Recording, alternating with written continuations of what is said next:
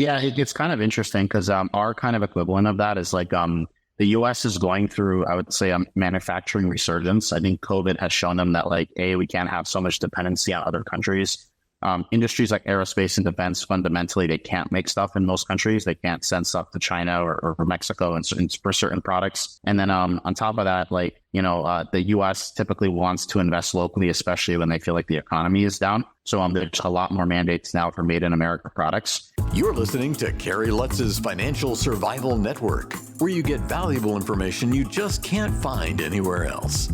To thrive in today's trying times, you need the Financial Survival Network, now more than ever. Go to financialsurvivalnetwork.com and get your free newsletter and gift. Financial Survival Network, now more than ever. And welcome. You are listening to and watching the Financial Survival Network. I'm your host, Kerry Lutz. Well, just when you thought the Rust Belt was finally finished, along comes Jules Brenner. He's been taking these old Rust Belt type companies, bringing them into the modern world, recapitalizing them, investing in technology. He's going to tell you all about it. Jules, thank you for being on the show. So, hey, it's kind of an interesting concept to find value in the Rust Belt. How long have you been doing it for? Hey, Gary, thanks for having me. We're going on our 5th year now. So we started during COVID and we've been going ever since. All right. So give us an idea. What kind of companies are you acquiring, taking over? Yeah. So our main vision for our business was to kind of look at the industrials pretty broadly. I think the industrial economy in general is a very typically tech underinvested segment. A lot of children don't want those kinds of companies these days. Their parents have been running them for years, or grandparents. And, there's a lot of different opportunities to get into. We found our first initial footing in the metal fabrication sector, particularly in California.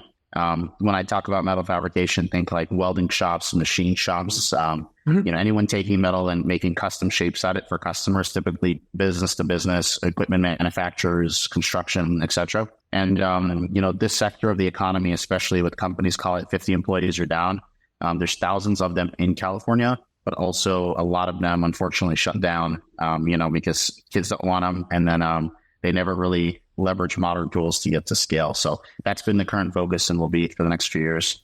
All right. So, how many companies have you acquired to date? So we've bought 3, and then in California alone, there's about 6,000 of them, just metal fabrication businesses. And they're all companies with no direct or clear line of succession. And basically the kids don't want them for whatever reasons. And so there's opportunity there. You doing owner financing? Or are you getting bank loans or investor financing? How do you do it? Yeah. And I would say many of them are, like manufacturing for, kind of children succeeding their parents is a lot more popular in the Midwest, maybe, or different pockets of the US, but really not in California. Everyone's trying to be a software engineer or something out here. But a lot of them out there. And then, when we started, our goal was to do a permanent hold model. So we didn't want to start out and be like a private equity group where we'd raise a fund and then the fund would force us to, sell it in 5 to 7 years. So we didn't think that was, the appropriate strategy. We wanted to do more long-term investing. So what we did was we use banks predominantly. A lot of our sellers, they, want to have seller financing involved, sometimes for tax purposes, sometimes because it gets them a higher total price. And then we bring in equity ourselves, mostly from our balance sheet, from existing businesses that we own, as well as some minority investors that we, have like-minded and brought into the fold as well. Gotcha. All right. So tell us, how has it been going? Company's doing well? Yeah, company's been doing well. We started with a business initially in the infrastructure side. It did predominantly like custom metal parts for roads, bridges, and highways in California. That was quite interesting for the first year or two that we operated that on its own. And then at the end of last year, we bought 2 more businesses that were like 5 minutes from us that brought us into like electronic enclosure industries as well as water treatment. So, we love that. It's been a lot of fun to, look at segments of the economy that you knew where someone was making stuff for, but it's, you didn't really know what it was like. So getting into that has been really exciting. And for the next like 6 months, our goal is to get into aerospace and defense as well through both purchasing and business and bringing some of that in organically. Mm-hmm. Interesting. So you like aerospace. Are there other particular markets you like? Yeah, I think we want to play to what's successful in California. There are certain things like let's say we're making like automotive parts. There are pockets of California where that may make sense for, like making things for maybe a Tesla or like a Rivian electric vehicles. But after that, a lot of that stuff just makes a lot more sense in the Midwest. In California, it's predominantly and historically an aerospace and defense hub. Water treatment, they call water the new gold out here. There's all the droughts. They're trying to upgrade all this equipment to treat water. Infrastructure, this is the largest infrastructure market in the country, so it's been popular. Agriculture is actually also pretty popular here, especially in Central Valley, as well as semiconductors and medical equipment. And we don't really do much for any of those. We like aerospace and defense because we are seeing just an influx of that work. Every shop in our business campus that is a metal shop is actually pretty much slammed at this point with aerospace and defense work. So we think at least for the next few years, it'll be a good place to start. That's funny because these are what I would call boring businesses, although to me, no business is really boring. Maybe the boring business is one that you don't have to do anything and the money just pours in and you kind of sit back and do nothing. But how many of those are there? So they're really not glamorous. They're not sexy, right? And yet these businesses are highly profitable, right? Big margins.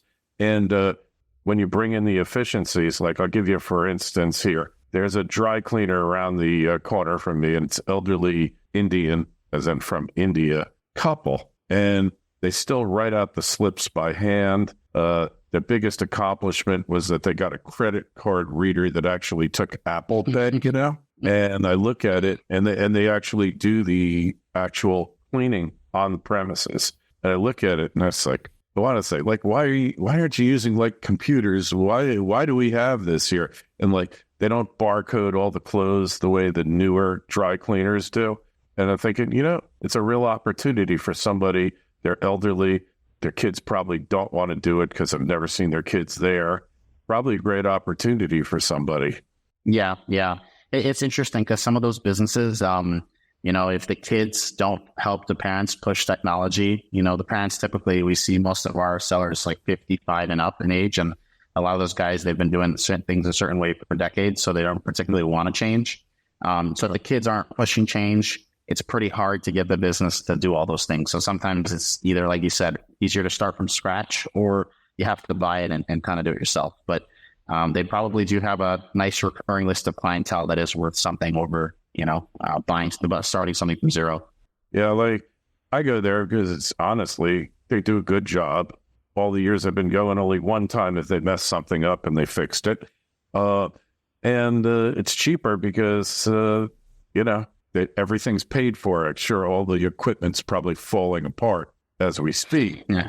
But they do a decent job and it's cheaper, and they're nice people, They're nice people, but they, like, when I see them take out the pen and they can't just do one slip, Jules. They got to do two slips.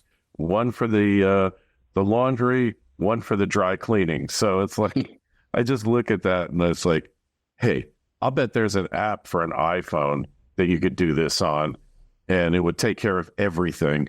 But, it's not my business.